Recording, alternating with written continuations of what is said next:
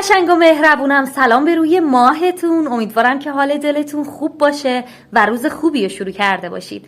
من پریسا سروریم، مدرس طراحی و دوخت در آکادمی نسیما. با من پریسا سروری همراه باشید. خب زیاد لفتش ندم و بهتون بگم امروز چی میخوام بهتون آموزش بدم. من امروز و توی این محتوا قراره که بهتون آموزش الگوپایه شلوار آموزش بدم. این آموزشی که امروز قراره بهتون یاد بدم شما میتونید هم واسه بچه هاتون، هم واسه آقایون و هم واسه خانوما از این الگو استفاده کنید. منتها تو محتوای بعدی که من قراره یه پلیلیست درست کنم، قراره بهتون انواع مدل های شلوار رو آموزش بدم. مثلا واید، چه میدونم، کارگو که همون 6 جیب قبلیه، قبلا بهش 6 جیب میگفتن، الان اسمش کارگوه. مثلا بگ، فول بگ، اسکینی، بوتکات.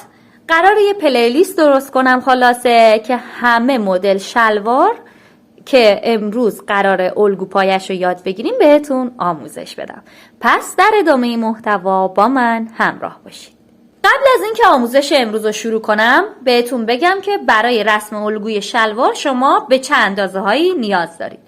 اول دور کمر و دوم دور باسن و قد زانو، قد شلوار، دور مچ دمپا، دور زانو و دور ران.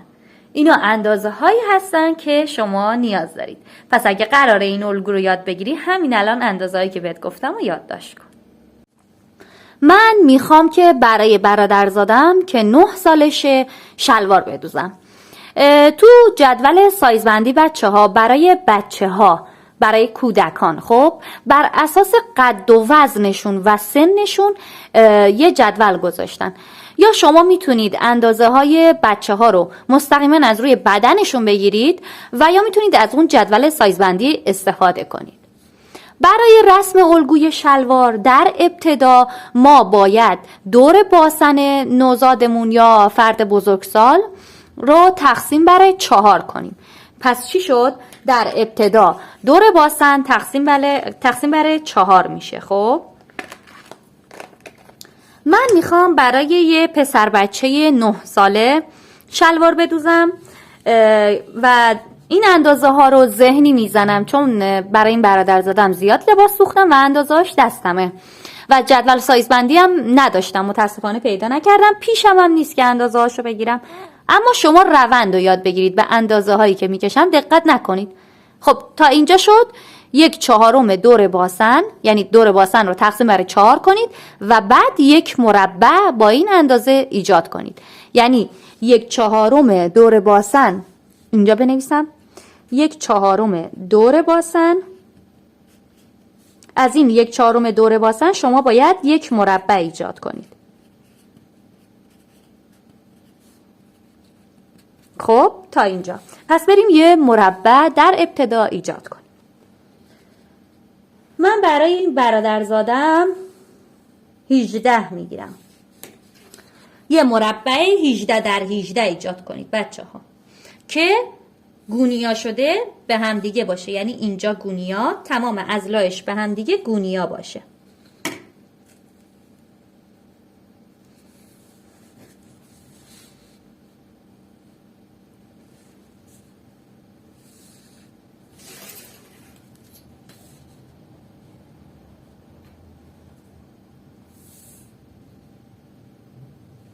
خب بچه ها، بعد از اینکه یک مربع به اندازه 1/4 دور باسن ایجاد کردید باید این نقطه رو اسمشو بذارید آ. برای پیش، یعنی الگوی پیش، ما الان داریم الگوی پیش شلوار رو رسم میکنیم و الگوی پشت از روی الگوی پیش به دست میاد و این در واقع 18 سانتی که کشیدم، این 1/4 دور باسن قد فاقم از همین طریق به دست میاد. از نقطه آ ما باید به اندازه 1/2 دور ران منهای 2 برای پیش خارج بشیم. پس چی شد؟ برای پیش میفته؟ نه نمیفته. بذارید اینجا بنویسم. برای پیش شلوار به اندازه 1/2 دور ران منهای 2. این برای پیش بچه ها. یک کوچولو اینو ببرم عقب‌تر. آها ببینید اینجوری. از نقطه آ که اینجا رو نامیدیم به اندازه 1/2 دور ران منهای 2 خارج میشیم.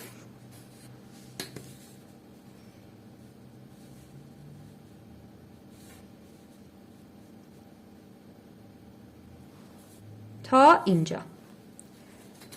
اسم این نقطه جدیدی که به دست اومد رو بی بذارید. نکته‌ای که باید بچه‌ها تو این قسمت بهتون بگم اینه که 1/2 AB میشه، بذارید این زیر بنویسم، 1/2 AB میشه خط اتوی شلوار. یعنی آ تا ب رو تقسیم بر 2 میکنیم و از بالای خط گونیا شده تا به اندازه قد شلوار رسم میکنیم. به این طریق بچه ها آ تا ب رو اندازه بزنید. برای من 22 میشه 11. 11 رو اینجا علامت میزنم. روی این بالا هم 11 رو علامت میزنم و به اندازه قد کار این خط رو امتداد میدم تا پایین.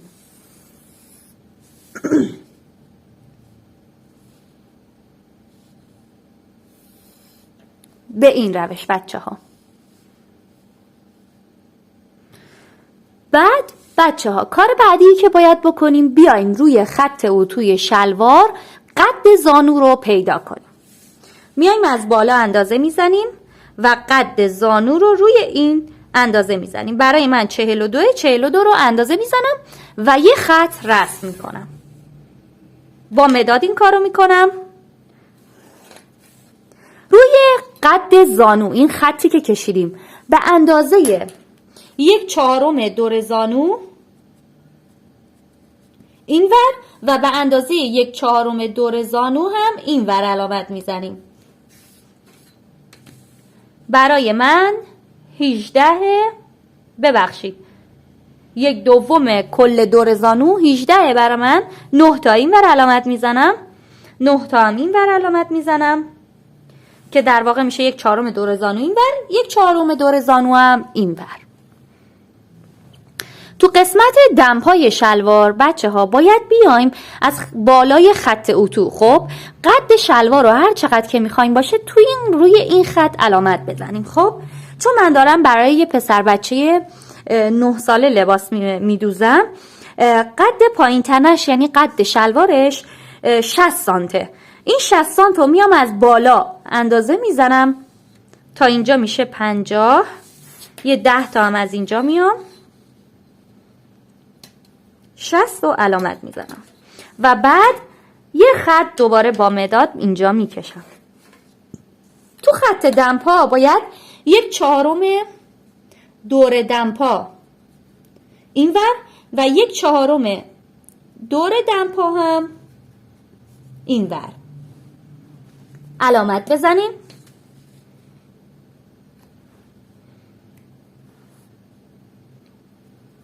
خب فعلا این اندازه ها رو نگه داشته باشیم. بریم سر وقت خشتک کار.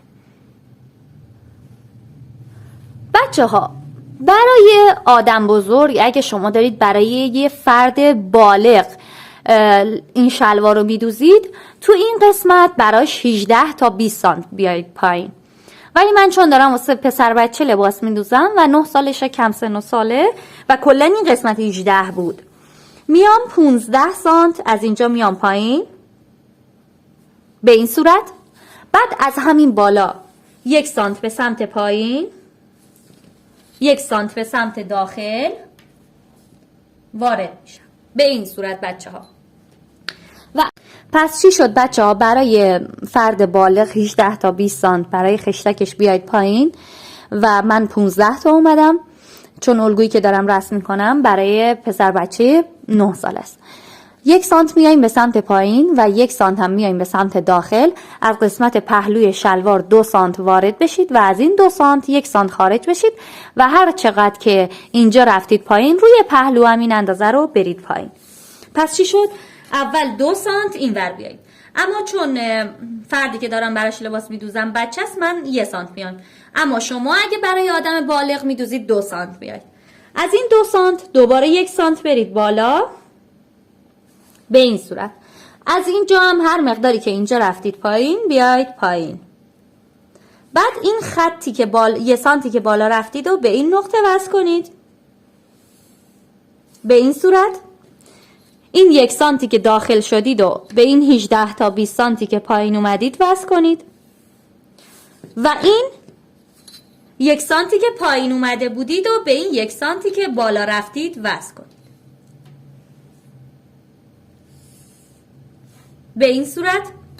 تو این قسمت بیایید یه هلال خیلی ملایم و تمیز به نقطه B وصل کنید و برای قسمت زیپش خب از اینجا 3 سانت خارج بشید، از اینجا هم 3 سانت خارج بشید و بعد این رو به هم وصل کنید. بذارید یه خورده دوربین رو ببرم. ببینید بچه ها به این صورت. البته برای قسمت زیپش اینجا رو هلال میکنن به این صورت بچه ها. بعد حالا قسمت بالا تنه ما تموم شد برای شلوار پیش. حالا میایم این نقطه B رو به زانو و از زانو به دمپا وصل میکنیم. دوباره از این ورم به زانو و دمپا وصل میکنیم.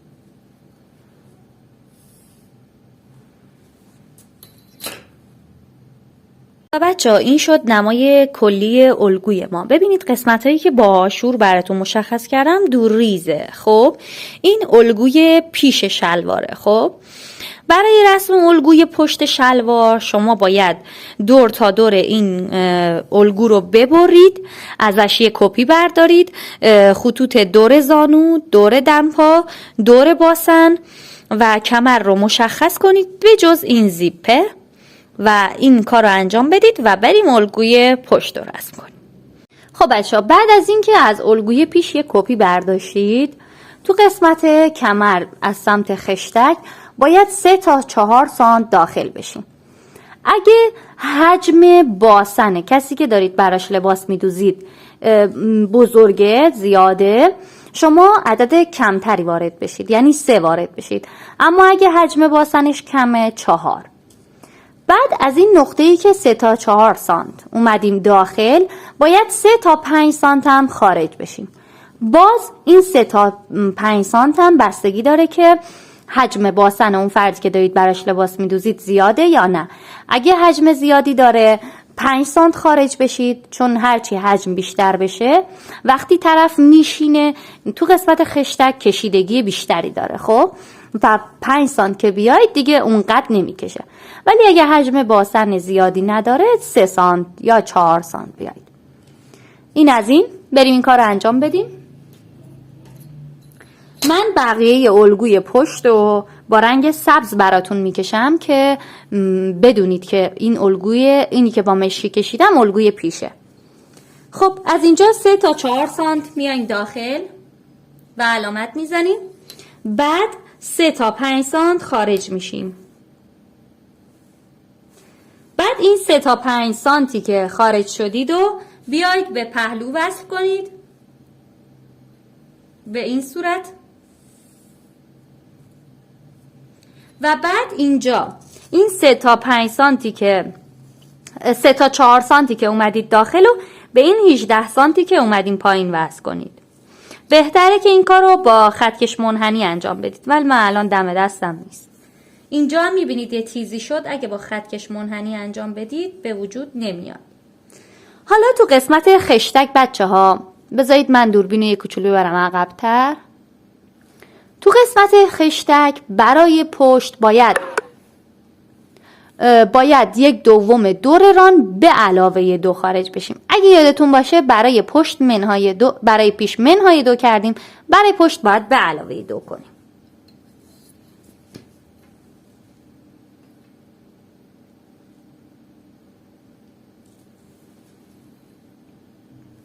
به این صورت بچه ها 1/2 دور ران به علاوه 2 من انقدر شد.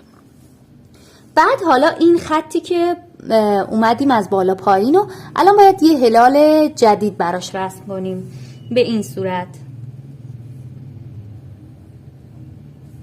دیدین؟ اینجا رو میبینید یه خورده دفرم شد، میتونید حالا خطوطش رو شما ترتمیز کنید، هیچ اشکالی نداره. به این صورت اینو نادیده بگیرید. حالا بچه ها برای الگوی پشت تو قسمت زانو 4 سانت خارج بشید و تو قسمت دمپا هم 4 سانت خارج بشید و این خطوط رو به همدیگه وصل کنید.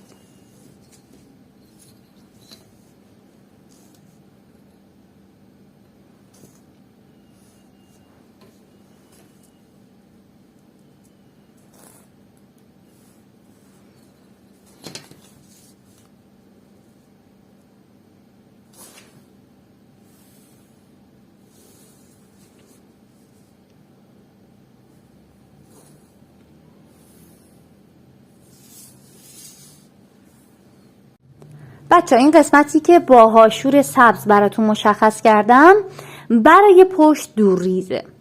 و یه نکته میخوام بهتون بگم بچه ها، اول بیاید این مقدار دور کمر پشت به علاوه پیش کنید، ضرب در 2 کنید، ببینید که آیا این مقدار که به علاوه پیش کردیم ضرب در 2 کردیم مساویه با کل دور کمر یا نه، کمه یا زیاده. بعد از اینکه دور کمر رو کنترل کردید، اگه بلد نیستید که دور کمر رو کنترل کنید تو کامنت ها بهم بگید که توی یه محتوای دیگه بهتون کنترل کردن هر کدوم از اندازه‌هایی که بلد نیستینم یاد بدم. منتها حالا نمیخوام خیلی محتوام طولانی بشه. بعد از اینکه دور کمر رو کنترل کردید، بیایید برای کمر اگه این اندازه بیشتر از دور کمر بود میتونید این اندازه رو توی ساسون پشت حذف کنید. حتی میتونید برای پیش هم ساسون بدید، بستگی داره چه مقدار این دور کمری که الان ما رسم کردیم بزرگتر از اندازه واقعیه. خب میایم این دور کمر پشت رو تقسیم بر 2 میکنیم. بعد گونیا شده بچه ها به این خطه یه خط رسم میکنیم. برای انسان بالغ یعنی فرد بالغ این قد ساسون رو شما میتونید 9 تا 12 بگیرید و برای فینگیلیا این بچه کوچولوها میتونید اینو 6 تا 12 بگیرید، دل بخواهه. من الان 9 گرفتم. و بعد به هر میزانی که بچه ها کمرتون بزرگه، اگه خیلی این کمر نسبت به کمر فرد خیلی بزرگتره، نیایید مثلا 4 سانت این ور پشت خارج بشید، 4 سانت این ور ساسون. خب بیایید اینو به پیشم ساسون بدید، به پشتم ساسون بدید و حواستون باشه که بچه ها این یه تیکه از کل پشته، یعنی اون اندازه‌ای که کنترل کردید در نظر بگیرید که این ساسونی که دارم رسم میکنم انقدر این 3 سانتی که داره از یه دونه یه تیکه پشت کم میشه، از اون یه تیکه هم داره کم میشه، برای پیشم همینطور. ولی نرمال ساسون اینه که 1.5 این ور خارج میشیم، 1.5 این ور و بعد میایم به نوک ساسون وصل میکنیم. این کمری که الان من رسم کردم برای برادرزادم بزرگ نیست، من این ساسون رو نمیخوام، منتها چون دارم بهتون آموزش میدم و خواستم آموزشم کامل باشه، ساسونش هم بهتون آموزش دادم.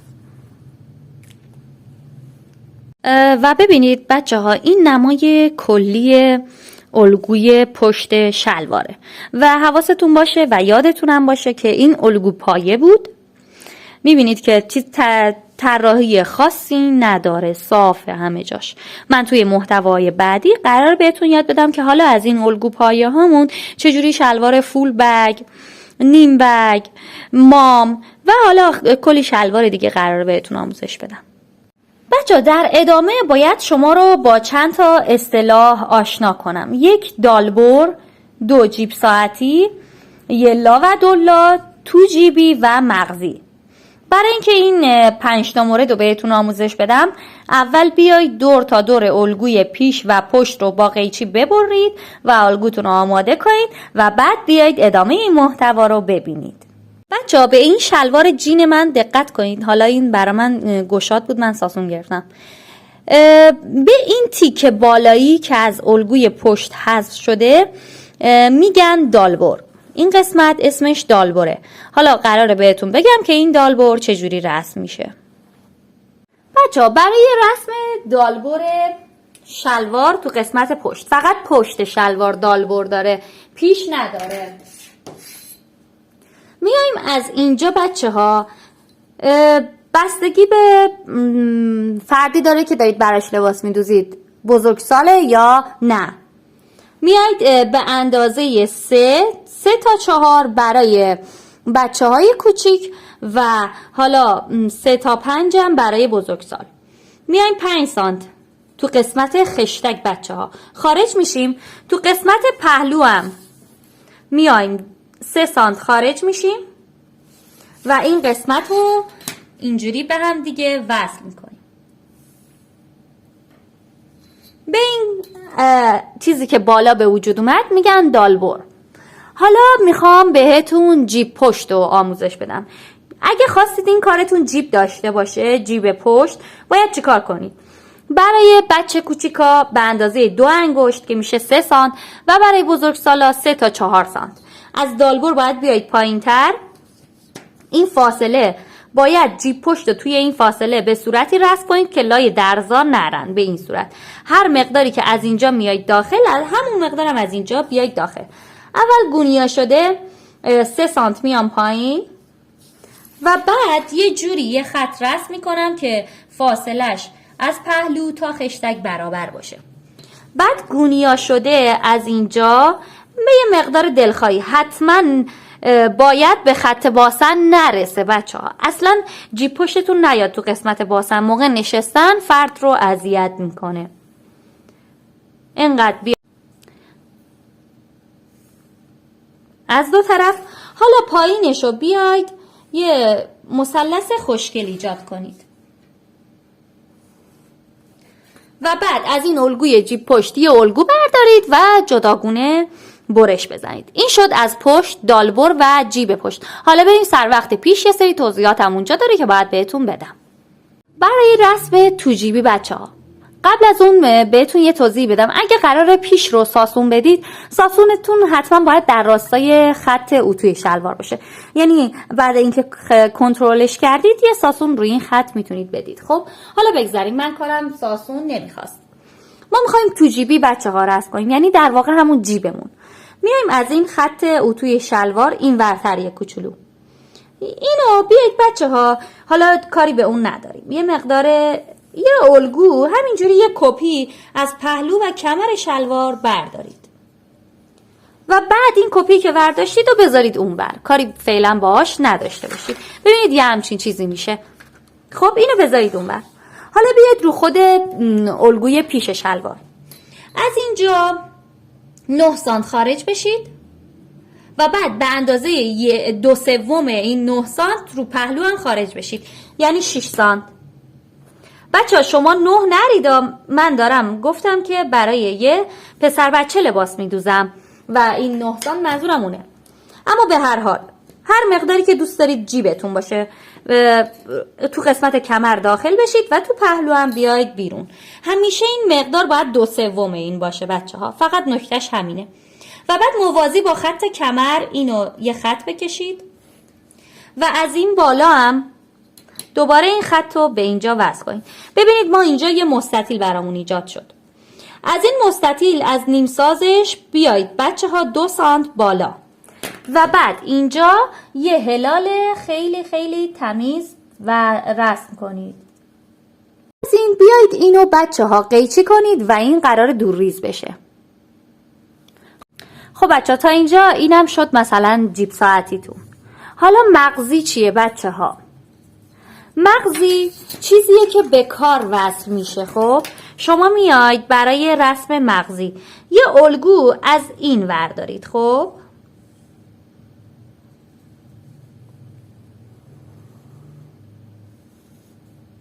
تو قسمت پهلو و کمر امتداد بدید. بعد اینو بذارید کنار. همون 3 سانتی که برای تو جیبی خارج شدید و روی اینم خارج میشیم علامت میزنیم، روی اینم خارج میشیم علامت میزنیم و بعد اینجوری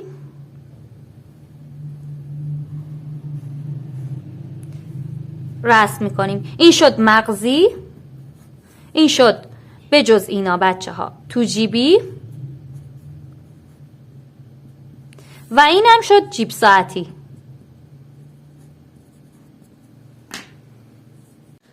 دوستای قشنگم، این بوده از آموزش الگو پایه شلوار. تقریبا فکر میکنم که همه چیشو بهتون گفتم، اما باز اگه فکر میکنید چیزی از قلم انداختم حتما تو کامنت ها بهم بگید و اینکه تو کامنت ها بهم بگید که اگه جایی از این آموزش سوالی براتون پیش اومد اون سوال چیه و حتما قول میدم که تو کامنت ها بهتون جواب بدم.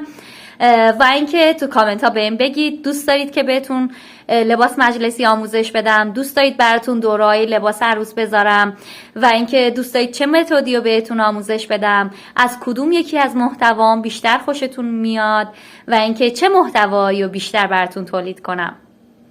آموزش الگو پایه شلوارمون به اتمام رسید. ممنونم که تا اینجای ویدیو همراه هم بودین. اگه از محتوام خوشتون میاد لایکش کنید و اگه دوست دارید که آموزش های جذاب بعدی من رو ببینید چنل منو سابسکرایب کنید. نمیشه من توی محتوام یه سوتی ندم. حالا بگذاریم. خیلی دوستتون دارم، واقعا خیلی دوستتون دارم. مراقب خودتون باشید. به خدای مهربون میسپارمتون و از خداوند مهربون میخوام که زندگیتون رو غرق در نعمت، فراوانی و ثروت کنه. تا دیداری دیگر، به خدای مهربون میسپارمتون و بدرود.